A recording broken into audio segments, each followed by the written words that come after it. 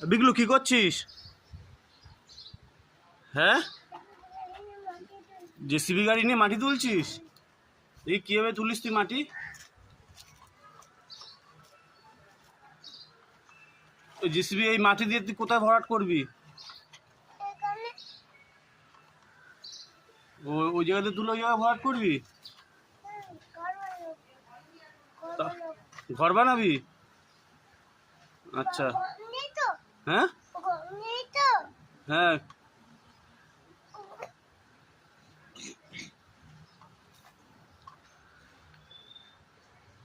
দেখো জেসিবি গাড়ি দিয়ে কিভাবে মাটি তোলে।